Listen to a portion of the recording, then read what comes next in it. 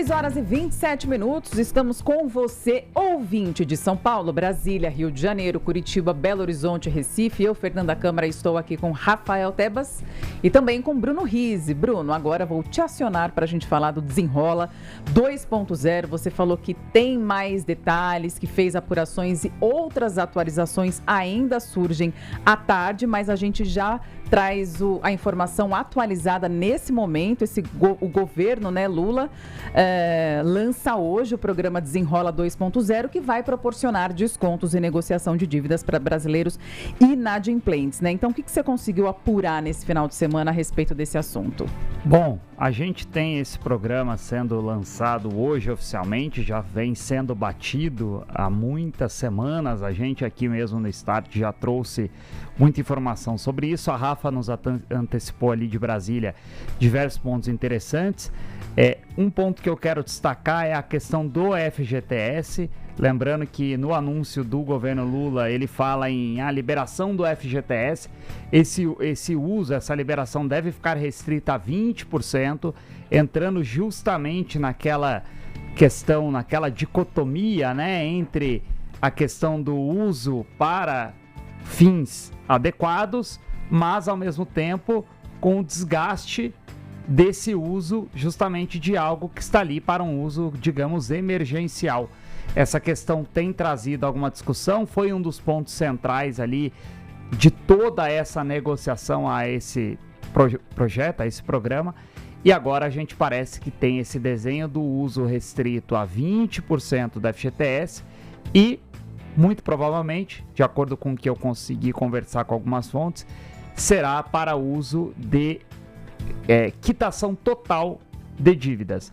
Então, relembrando aqui o que a gente já falou, se esses 20% do FGTS forem iguais ou maiores do que o valor da dívida total, ok, está liberado.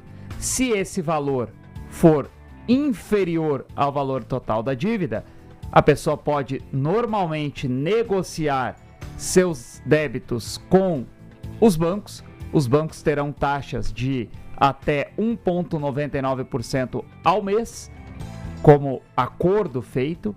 Não envolverá diretamente um investimento do governo em quitar essas dívidas pela população, mas sim uma abertura de garantias pelo governo federal para que os bancos tenham uma tranquilidade, uma flexibilidade maior para negociar essas dívidas. O ponto relevante aqui é que quando a gente fala desse endividamento, tem muitas questões envolvendo também a discussão sobre os juros mais altos, né? Hoje a gente vive em patamares ali de juros a 14,5%, né? O Copom reduziu esses juros na última semana, mas mesmo assim em patamares muito altos.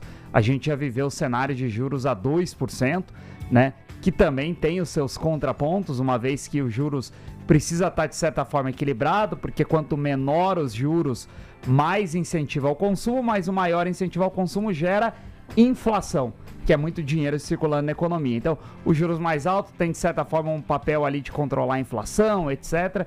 Enfim, entrando aqui um pouco no economês dessa história, fato é que o Desenrola vai ser anunciado nesses moldes, também vai ter algumas travas de novos endividamentos, a questão das apostas também. A questão das apostas esportivas bloqueadas. Vamos ver também como o governo consegue operacionalizar de fato essas restrições, né? Isso vai ser uma nova discussão também.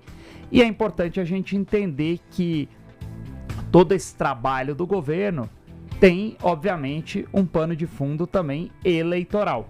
O problema do endividamento, ele é um problema que vem sendo sentido cada vez mais, a gente já falou disso diversas vezes, mas ele é visto aí como instrumento relevante de curto prazo pelo núcleo ali do governo e com uma comunicação de potencial muito alto de comunicação com o público-alvo, né? Que é quem ganha até 5 salários mínimos, que é uma base super importante para o governo Lula, historicamente, e também lembrando que essa base ela consegue ser atingida com esse programa, além de já ter sido atingida com programas, por exemplo, a isenção do imposto de renda para quem ganha até R$5.000 está contemplado aí nesse pacote, nesse grupo, né, nesse grande grupo. Então, a facilidade de comunicação e o casamento de outras propostas e outros programas já implementados é algo que vem sendo trabalhado pelo governo e já começou a ser trabalhado lá atrás,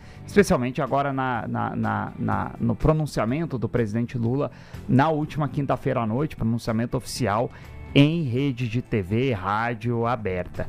Mas o Planalto tem consciência que o alcance é limitado e a gente está diante de um problema bastante estrutural, né? Era isso que eu ia te perguntar, se esse programa, o Desenrola, né, 2.0, ele atinge uma camada econômica, mas também social, porque eu ia perguntar, é econômica ou social, ou são as duas coisas, ainda mais em ano eleitoral e ainda mais sabendo que público que você vai atingir? Ela é econômica, ela é social e ela é eleitoral, né? Acho que são 3 pilares fundamentais aí, mas você está diante de um problema estrutural, tanto financeiro como social, né? Tanto econômico como social, com um horizonte de curto prazo até as eleições, se olhar para o lado político, eleitoral dessa história. Mas, ainda assim, é uma das principais agendas, se não a principal agenda agora, junto com a questão da escala 6x1, do fim da escala 6x1, para o governo trabalhar. Então, o governo trabalha nesse ponto. Obviamente, não é isso que vai resolver a questão do endividamento no Brasil. Há pouco a gente falou aqui sobre a preocupação de tomada de crédito por pessoas mais jovens. A gente está diante de um hábito de consumos muito diferente, né? Isso envolve N temas. Também não adianta, aqui já expondo um pouco da minha opinião, chegar e simplesmente falar em proibição de apostas esportivas, por exemplo. Não é isso também que vai resolver. Mas vai ajudar? A proibição não vai ajudar, porque as apostas esportivas, a proibição da atividade no Brasil, né? Eu acho que esse bloqueio por 1 ano de apostas esportivas, ele é muito discutível, até porque você vai bloquear teu CPF, mas você pode pegar o CPF de alguém da tua família que eventualmente não tem esse endividamento. Então, isso é talvez muito fácil de ser driblado, então a gente vai ter que ver. Eu acho que existem incentivos ali que podem dificultar novos endividamentos, mas isso não envolve só apostas esportivas. Eu acho que as apostas esportivas são um dos elementos de novo comportamento de consumo. Mas se a gente for olhar a fundo essa questão, o próprio Pix ter entrado na economia, que foi um belo de um avanço, também trouxe a presença, a entrada de outras pessoas que talvez não entrariam no sistema bancário. Pela facilidade. Também, né? Então, quando você vê jovens tomando crédito, muitas vezes isso pode ser que o jovem que antes não abriria uma conta, hoje ele abre porque ele tem que fazer as transações do dia a dia, mesmo que ele não tenha nada no banco, né? Tem um dinheirinho ali que estaria no bolso, ele acaba usando como Pix, porém acaba tendo acesso a crédito e muitas vezes tomando. Então é uma questão muito mais estrutural, tem diversos contrapontos para a gente comentar aqui. Bruno, outro assunto aqui também, o projeto da dosimetria, né? O PL da dosimetria, a gente acompanhou na última semana, os vetos do presidente Lula foram derrubados pelo Congresso Nacional. A gente está falando aqui, né, sobre os condenados também por tentativa de golpe de Estado naquela ação penal que foi julgada pela Suprema Corte do país, o STF, no ano passado. E aí fica também, né, a discussão sobre as penas, né? Por um lado, muita gente avaliando que essa mudança pode tornar as penas mais justas porque estavam em tese exageradas, mas de outro lado também muita gente avalia que isso pode aliviar a punição para quem atacou a democracia. Quer dizer, é também um assunto complexo.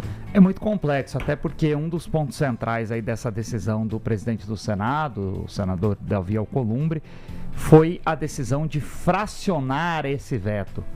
Esse é um ponto muito interessante da gente olhar aqui e talvez seja uma questão inédita aí, para a gente relembrar aqui o que aconteceu e como foi esse trâmite.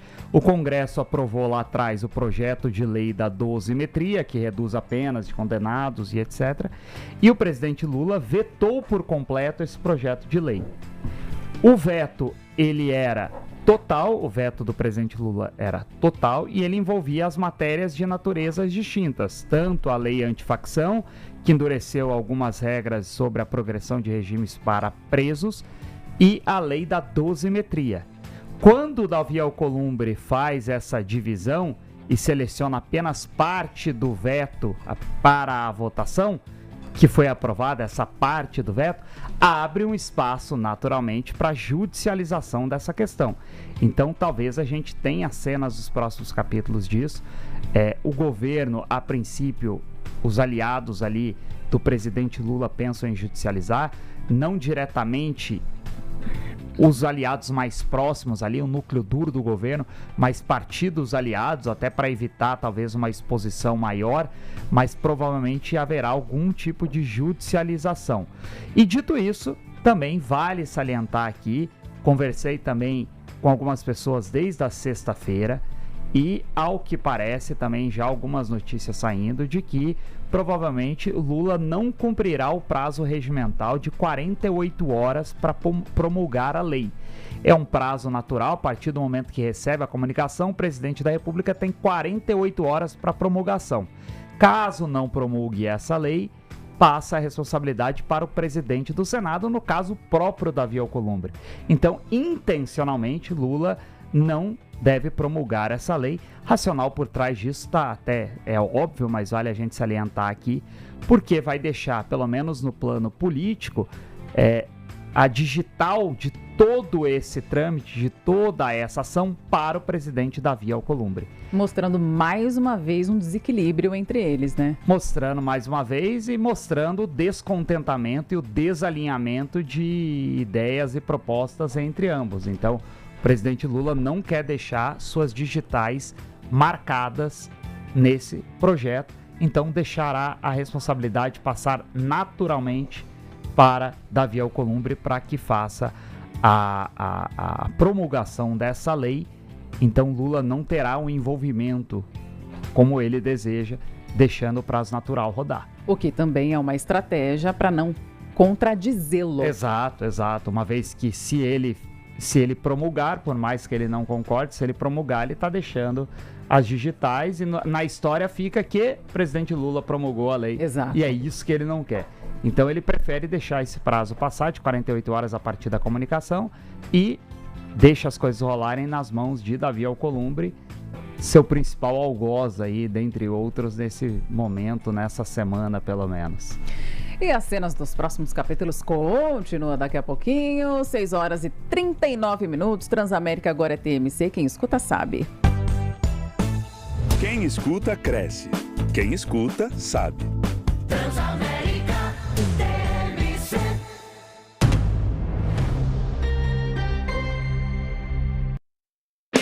Transamérica agora é TMC 100.1 São Paulo. No aplicativo TMC e no YouTube @TMC NewsBR. Quem escuta sabe, TMC. 6 horas e 40 minutos aqui no 100.1 em São Paulo. A gente vai movimentar a nossa reportagem com a Beatriz Jimenez. Começa o Maio Amarelo, né? O mês de conscientização para redução de sinistros e mortes no trânsito. Bia, muito bom dia, boa semana. Explica pra gente, traz as informações. Bom dia, gente. Bom dia. Infelizmente, a notícia não é muito boa dessa vez, né?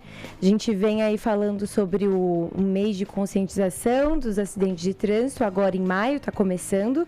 E a gente vem com a informação de que no primeiro trimestre desse ano teve um aumento de 5% de mortes em relação ao ano passado, né? Na região aqui da Grande São Paulo.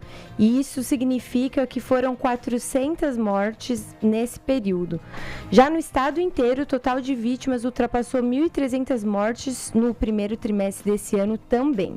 E apesar desse volume elevado, os números do estado caíram, registrando aí uma queda de 7% em comparação a 2025, segundo as informações do Detran. E de acordo com os dados, a maioria das vítimas são homens que estavam dirigindo motocicletas e os acidentes também se concentram geralmente no final de semana, especialmente aí sábado e domingo.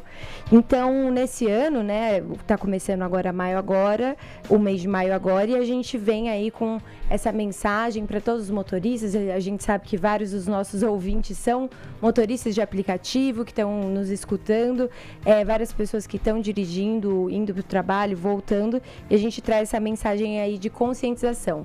Vamos sempre nos atentarmos às regras de trânsito e saber que muitas vezes a nossa vida vale mais do que simplesmente violar uma regra do trânsito.